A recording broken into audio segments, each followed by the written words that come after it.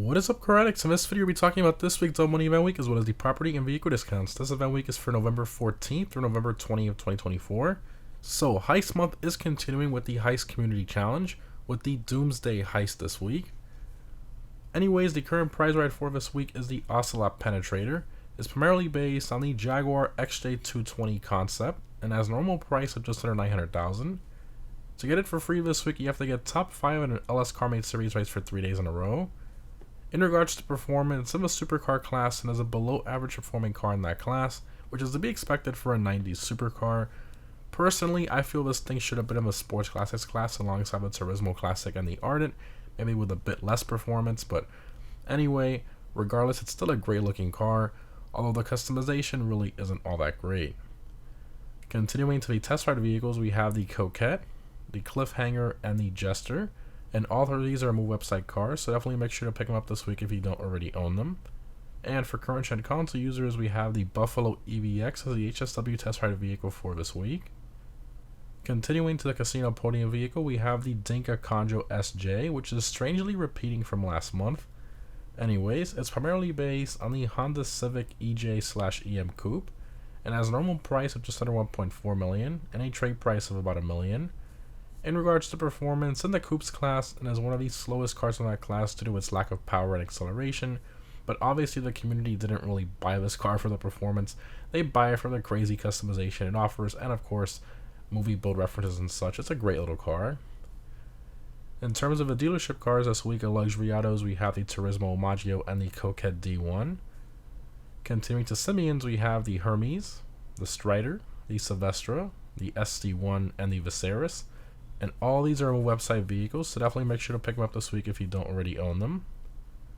Moving on to the discounts, in terms of property discounts, we have 40% off the facilities as well as the upgrades/renovations for them as well.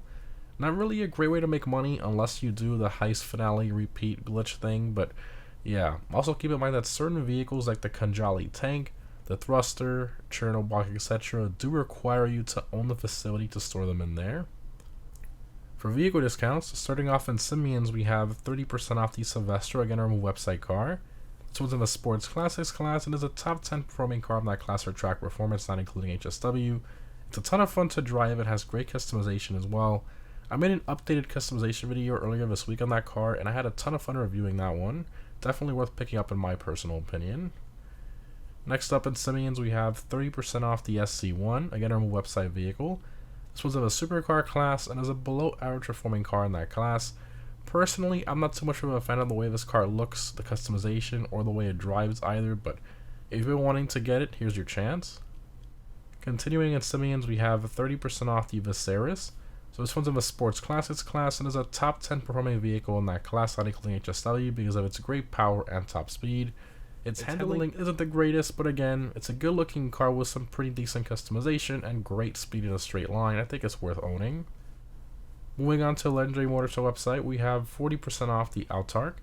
This one's in the supercar class and is a top 15 performing car, not including HSW. It has incredible handling, however it does lack a bit in regards to acceleration, which is what holds it back. But other than that, it has decent customization, it's a ton of fun to drive, absolutely love this one. Next up, we have 40% off the Neon. This was in the sports class and is above average performing car in that class, not including HSW. Its main strength is its incredible acceleration and decent handling. However, its customization is pretty lackluster, so keep that in mind. Moving on to the San Andreas website, we have 30% off the Vorschlag Hammer. So this one's in the sedans class and is a top 6 performing vehicle in that class. It doesn't quite make it into top 5, those cars are significantly faster in the Vorschlag Hammer, but regardless, the styling and customization makes this car 100% worth it to me, and it also offers drift tuning on top of that. By far my favorite car from the Bottom Dollar Bounties DLC. Moving along to the Warstock website, we have 30% off the Aquila. So this helicopter has the stealth function, it has some great weapon upgrades as well. I'd say it's worth it at this price. Continuing, we have 30% off the Kanjali. This is arguably the best tank in the game with the armor and weapons that it has. I personally think it's worth it, but do bear in mind that you do need to own a facility in order to purchase it. Next up, we have 30% off the Volatile, one of the largest purchasable planes in the game. However, other than the novelty of being a big jet, it's kind of useless. Moving along, we have 30% off the Chernobog. This one is pretty decent at combat if you have a friend to help you, because otherwise getting in and out of it to lower the jacks and to move it around is pretty annoying. And lastly, we have 30% off the thruster. So this one is the jetpack, which is pretty fun to fly around, and if you fly it in a straight line leaning forward at max speed, it actually can outrun homing missiles from the Oppressor Mark II, which is interesting. Obviously the Mark II is arguably still superior in most ways. However, the thruster is still a great combat vehicle with the right pilot. Moving on to the gun event, we have weapons available this week and 40% off the tactical SMG.